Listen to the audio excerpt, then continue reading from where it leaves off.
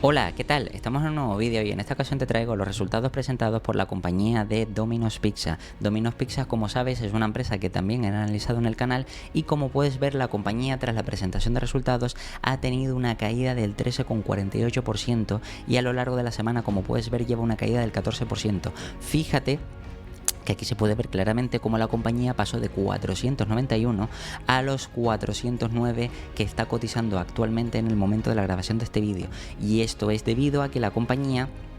en ciertas partes, digamos que no ha superado las estimaciones de analistas, pero como veremos ahora en los resultados, que esto es importante, vamos a ver los resultados para ver si realmente ha sido la cosa tan grave como pinta según vemos el gráfico, y también por supuesto voy a hacer una posterior valoración y por eso digamos que vamos a ver si realmente esta compañía podría ser o no una buena oportunidad. Para eso, como siempre, me voy a ir a la Investor Relation, aquí vamos aquí a comunicados de prensa dentro del Investor Relation y aquí podemos ver que está el anuncio financiero del segundo trimestre del ejercicio fiscal 2024, presentado el 18 de julio de 2024. Aquí, como podemos ver, el crecimiento de ventas minoristas globales, excluyendo el impacto de la moneda extranjera, creció un 7,2%, que está bien. Luego, esto está mal traducido, se refiere a Estados Unidos, crecimiento de ventas de Estados Unidos en las mismas tiendas, un 4,8%, se esperaba un 4,9%, es decir, que la diferencia no es mucha,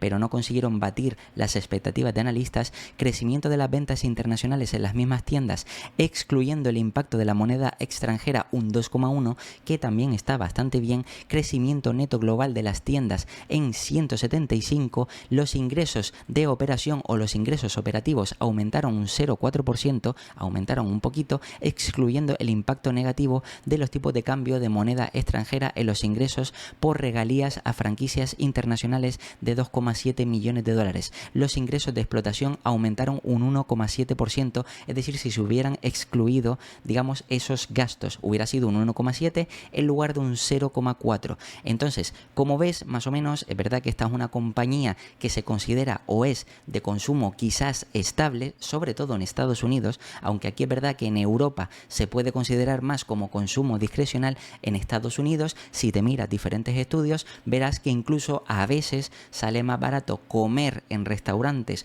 o hacer pedidos de comidas que, por ejemplo, ir a comprar la comida y hacértela tú desde casa. Y precisamente por eso este tipo de empresas se consideran en Estados Unidos, sobre todo, de consumo estable. Aquí, como vemos, el crecimiento de la compañía, que más o menos todos los trimestres va creciendo, aunque sea poco, lo interesante es ver que realmente esta compañía, sobre todo, aparte del crecimiento, había unas expectativas de nuevas aperturas de tiendas. Eso era una guía, unas expectativas que tenía el equipo directivo de ir cumpliendo esas nuevas aperturas de tienda, como veremos ahora, que no han cumplido. Y eso, sumado a que en algunos puntos tampoco han batido las estimaciones de analistas, pues digamos que por eso precisamente es por lo que la han tumbado cerca de un 13-14%, como puedes ver. Pero vamos a seguir leyendo para sacar más información. Si bajamos un poquito más, aquí el equipo directivo nos dice: nuestro desempeño hasta la fecha demuestra que la estrategia de Hungry and More, que es una estrategia que tienen ellos, ha tenido un gran comienzo, teniendo un impacto inmediato en las ventas y en las ganancias. Al mismo tiempo nos dicen, por segundo trimestre consecutivo logramos, en este caso en Estados Unidos, que estamos mejorando nuestro rendimiento de la manera más saludable posible a través de un crecimiento rentable en el número de pedidos. Tuvimos un número de pedidos positivos en nuestro negocio de entregas a domicilio y comida para llevar, y en todos los grupos de ingreso. Nuestra estrategia está teniendo eco entre los clientes y nuestro sistema, lo que da una gran confianza de que podemos impulsar una importante creación de valor a largo plazo para nuestros accionistas. Esto, como ves, es muy positivo, ya que el equipo directivo, otra cosa no, pero sí es verdad que tiene claro que debe aportar valor a los accionistas y mejorar la compañía poco a poco. Lo interesante es que si aquí vamos a los datos presentados, en este caso aquí ponen sin auditar, pero son exactamente los oficiales. Aquí voy a quitar la traducción, ya que generalmente lo suelen hacer mal, porque se refiere aquí a tiendas de Estados Unidos, y como podemos ver de forma trimestral o de forma semestral, por ejemplo, las tiendas de Estados Unidos crecieron en cuanto a 2.081 millones a 2.222 millones. Esto, evidentemente, las ventas de tiendas en Estados Unidos, y de forma internacional de 2.128 millones a 2.206 millones en total, pasando de 4.209 a 4.428. Y en el semestre, fíjate que también creció la parte de Estados Unidos y también la parte de internacional, pasando de 8.323 millones a 8.792 millones. Si bajamos un poquito más, aquí vemos en este caso las ventas brutas, y como podemos ver aquí, lo interesante es que esto es, en cuanto a porcentaje, crecieron un 6,8%, y también fíjate que en el semestre crecieron un 7,3%, y en internacional pasaron a un 7,7% y un 7,2%, lo que quiere decir que en el total han crecido un 7,2% de forma trimestral comparado con el mismo ejercicio fiscal anterior del mismo trimestre, y también en el semestre un 7,3%, cosa que es un crecimiento bastante bueno. Luego, una cosa que hay que vigilar en este tipo de compañías, el Same Store Sales, o también lo puedes conocer como el like for likes, que básicamente es la comparativa entre las tiendas ya abiertas sin tener en cuenta las nuevas aperturas de tiendas, pues ver realmente cuál es el crecimiento de esas tiendas que ya tienen abiertas. En este caso, eso es bueno porque quiere decir que eso sería el crecimiento orgánico de las tiendas ya abiertas, y como podemos ver aquí, han crecido un 4,5% en las tiendas gestionadas por ellos en Estados Unidos. La parte de tiendas estadounidenses franquiciadas ha crecido un 4,8%, y en general las tiendas estadounidenses un 4,8%, mientras que de forma semestral, fíjate que pasaron a las propias un 6,5%, las franquiciadas un 5,2% y al final de media un 5,2%, y de forma internacional un 2,1% de forma trimestral y un 1,5% de forma semestral, lo que quiere decir que también han tenido buen crecimiento en el Same Store Sales, cosa que esto es también positivo. Pero eso sí, es verdad que se han quedado cortos porque se esperaba que, por ejemplo, el crecimiento en Estados Unidos del Same Store Sales fuera aproximadamente de un 4,9%. Pero digamos que esto para mí, por lo menos, no me parece relevante. Lo interesante es que también aquí nos dicen varios puntos a tener en cuenta, como por ejemplo las cifras del segundo trimestre y de los 2 trimestres fiscales de 2024 excluyen el impacto del mercado ruso. Incluyendo el impacto del mercado ruso, el crecimiento de las ventas minoristas en tiendas internacionales, excluyendo el impacto de moneda extranjera, fue de un 7,2% y un 6,7%. Es decir, esto también hay que tenerlo en cuenta. Al mismo tiempo que aquí también nos comentan en el punto número 2 que las cifras del segundo trimestre y de los 2 trimestres fiscales de 2024 excluyen el impacto del mercado ruso. Si se incluye ese impacto, estaríamos hablando al final de que fue de un 7% para el segundo trimestre y los 2 trimestres fiscales de 2024. Si bajamos un poquito más, y aquí tenemos más datos, y vuelvo a pasar aquí al inglés porque se entiende mucho mejor, fíjate que aquí lo importante es verificar, tal y como ha dicho el equipo directivo en conference call anterior, su plan estratégico de ir haciendo nuevas aperturas de tienda cada año. Pues ¿cuál es el problema? Que realmente en cuanto a aperturas de nuevas tiendas, realmente se van a quedar cortos. ¿Por qué? Porque tienen un problema y creen que no van a llegar a esa parte, sobre todo la parte de Domino's franquiciado, pues que no van a llegar a la parte objetivo de apertura de tienda a nivel internacional. Aquí al final estamos viendo que de nuestras tiendas, de las propias de ellos,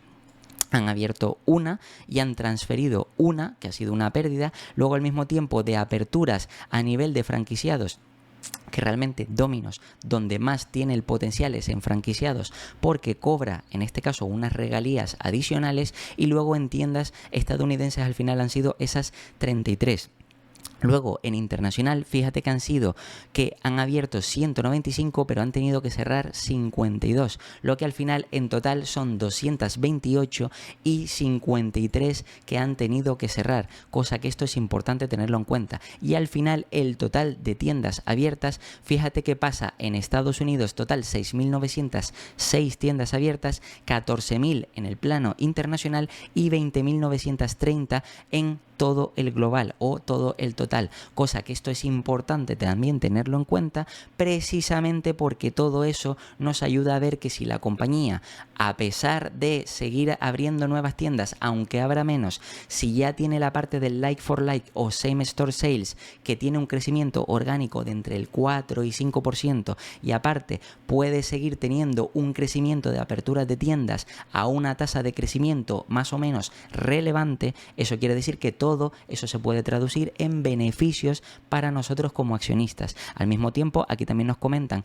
qué es lo que hubiera pasado excluyendo el impacto de Rusia, etcétera, etcétera. Y si bajamos aquí más abajo, aquí podemos ver, por ejemplo, otros datos importantes como por ejemplo el total revenue, que pasa de 1024 a 1097 de 2023 a 2024, y también aquí en los dos primeros trimestres pasa de 2049 a 2182, un 6,5%. Las tiendas o los márgenes de las tiendas gestionadas por ellos, fíjate que pasan de 2023 a 2024 del 18,6 al 17,6, y también en los dos primeros trimestres del 17,7 al 17,5, que esto se ha reducido un poquito y esto podría ser negativo. Al mismo tiempo, el margen bruto, como puedes ver, del 10,9 al 11,3 y del 9,9 al 11,2. Beneficio operativo, fíjate que es de 195,4 a 196,1, esto año a año, trimestre a trimestre, comparando el mismo trimestre, o los dos primeros trimestres de 372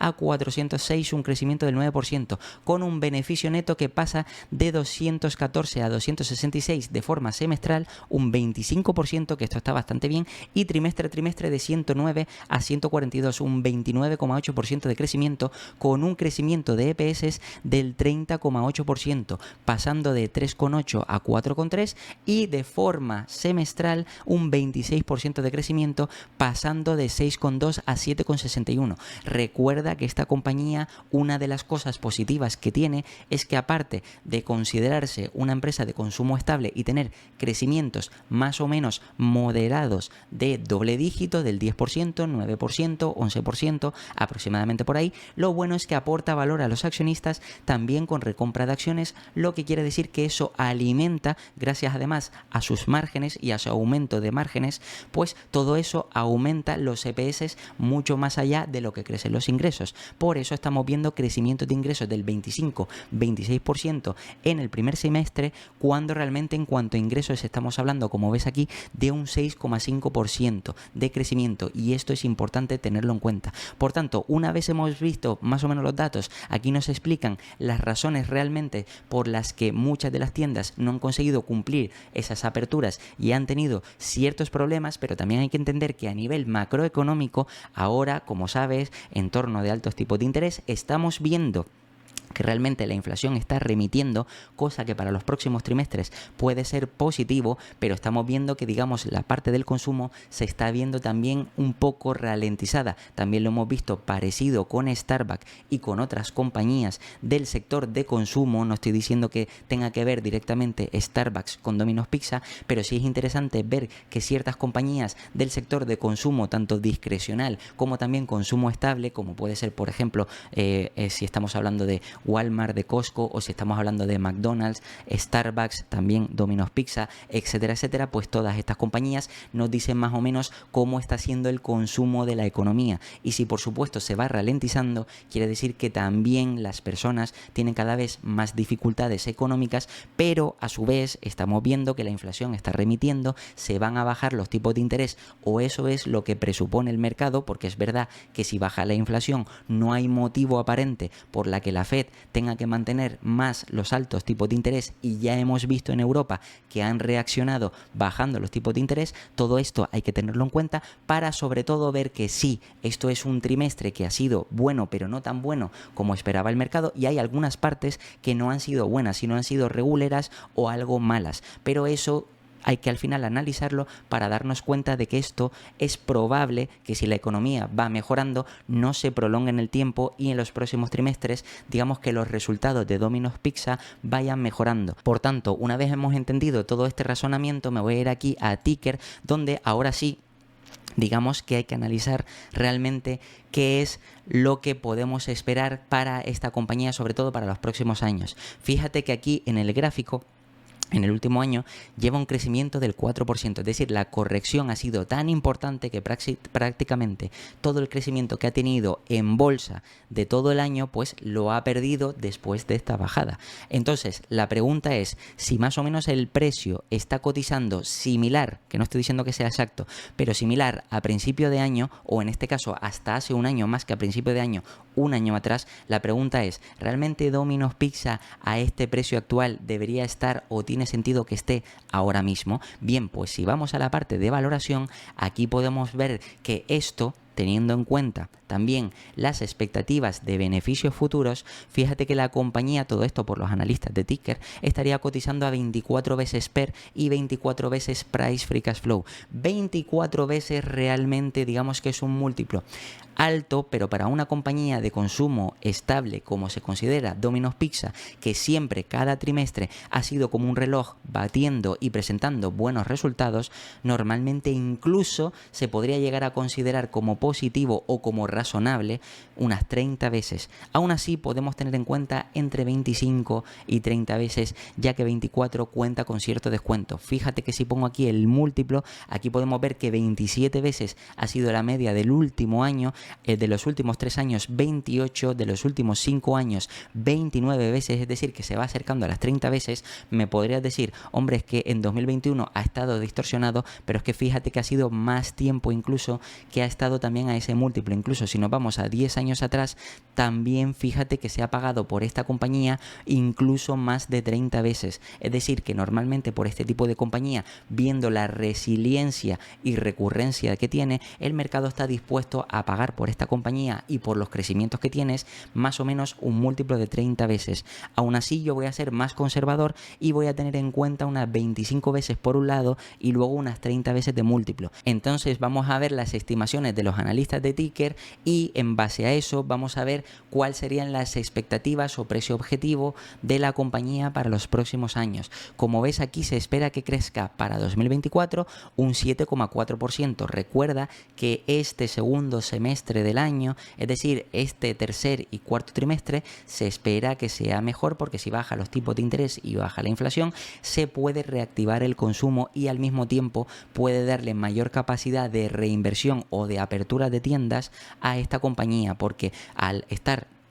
los tipos de interés más bajos, la financiación es más baja y por tanto pueden hacer más aperturas de tiendas, entre otras cosas. 7,4% para 2024 y en cuanto a EPS se espera más o menos un crecimiento del 9%, que llega a los 15,98, como puedes ver aquí. Lo interesante es que si nos vamos a 2028, porque como ves es una empresa estable y de hecho los analistas así lo estiman con crecimientos del 7,77,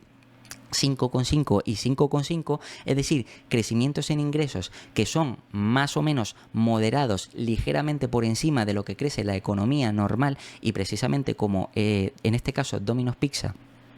tiene cierta resiliencia, pues es normal que pueda llegar a tener estos crecimientos. Pero fíjate que en EPS eso se traduce aproximadamente en crecimientos de doble dígito. Aquí, como podemos ver, estamos hablando aproximadamente de crecimientos del 9, del 12 o del 13, del 11, del 8, del 9, más o menos crecimientos medios del 10%. Recuerda que como la compañía aporta valor a los accionistas recomprando acciones y aparte aumentando los márgenes, eso quiere decir que al final los EPS van a crecer más de lo que crecen los ingresos. ¿Puede ser factible 23,79? Puede ser factible y de hecho yo voy a tenerlo en cuenta para las estimaciones para 2028. Lo que quiere decir que si me voy aquí a la calculadora, como sabes, pues voy a poner aquí 23,79, como puedes ver aquí, que es lo que tiene aquí, pues 23,79, y esto lo voy a multiplicar en primer lugar por 25 veces. Eso quiere decir que sería unos 594. Fíjate que el precio son unos 409, que me podría decir, bueno, no es un, digamos, muy buen upside, pero la verdad que estamos hablando de una empresa que más que nada sería resiliente, por tanto tendrías una empresa estable en cartera. Pero también es verdad que estoy siendo conservador en cuanto al múltiplo. Si por supuesto la compañía va presentando buenos resultados, los tipos de interés van bajando, la inflación va bajando, nada hace pensar que el mercado pague peores múltiplos. Por tanto, 25 veces quizás es o puede ser demasiado conservador, pero aún así está bien tener tener en cuenta este escenario. Ahora bien, si me voy a la parte de calculadora y voy a tener en cuenta los 23,79 y en este caso voy a multiplicarlo por 30 veces, que ya sería el múltiplo medio razonable para este tipo de compañía, teniendo en cuenta, como digo, que todo se estabiliza, pues en este caso estamos hablando de 713 de precio objetivo. Y si me voy aquí a MoneyChimp para ver realmente cuál es la rentabilidad que podrías obtener si invirtieras a los precios actuales, que ojo, no estoy diciendo que vayas a invertir, simplemente esto para que sirva a modo de ejemplo, pues aquí digamos que voy a poner el precio actual, que son 409 por este lado de aquí, y luego de precio objetivo, lo que tenemos en la calculadora, 713, lo que quiere decir que esto a 2028, 24, 25, 26, 27, 28 serían 5 años, pero es que 2024 ya lo vamos a terminar. Prácticamente quedan menos de 6 meses. Entonces, incluso podríamos tener en cuenta 4 años en lugar de 5. Yo aún así, digamos que para que veas cuál sería la rentabilidad media, porque todavía queda medio año y no ha pasado este medio año y no se han verificado los resultados de 2024, a 5 años sería una rentabilidad del 11,76%, pero de aquí a final de año, que queda poquito, y luego serían 4 años más, sería un 14,91%. Por tanto, eso quiere decir que si compras a los precios actuales estarías llevándote un crecimiento de doble dígito, y teniendo en cuenta sobre todo que presentan los resultados de 2024, 25, 26, 27 y 28. Son resultados de 5 años, pero prácticamente, como digo, 2024 está a la vuelta de la esquina, y una vez los presenten, pues ya prácticamente puedes ver que lo que te quedaría si el precio de aquí a final de año no se mueve, quiere decir que podrías tener casi un 15% a 4 años, o un 12% si quieres tener en cuenta desde ahora. Pero es que eso no es todo, sino es que también, como te digo, la compañía al mismo tiempo, fíjate que si nos vamos a descripción, aporta valor a los accionistas no solo con recompra de acciones, lo que hace crecer los EPS, sino es que al mismo tiempo también tiene una yield de dividendo del 1,2%. Si queremos descartar la parte impositiva de la tributación por dividendos, vamos a quedarnos con un 1%, lo que quiere decir que a esto habría que sumarle un 1%. Estamos hablando de que a 4 años sería un 15,91%, 16%, o en la otra parte, si es a 5 años, porque quieres tener en cuenta este 2024, sería un 11,76, un 12,76, teniendo en cuenta dividendos, que no está nada mal para una compañía, como digo, considerada de consumo estable, que normalmente todos los trimestres siempre suelen ser positivos, y que si además consiguen arreglar esa parte de ampliación de nuevas tiendas, es decir, que si esos problemas que tienen con ciertos franquiciados terminan arreglándolos y terminan aumentando o llegando a las estimaciones de aperturas de tienda, eso quiere decir que incluso pues el crecimiento podría ser algo mayor, cosa que esto quiere decir que esta compañía puede ser una buena inversión o una buena idea de inversión para estabilizar tu cartera y también para mantener a medio y largo plazo. Y nada, esto ha sido todo sobre los resultados de Domino's Pizza, y como siempre te voy a dejar aquí 2 vídeos para que sigas aprendiendo, te puedes suscribir y dejarme un comentario, y nada, nos vemos en el próximo.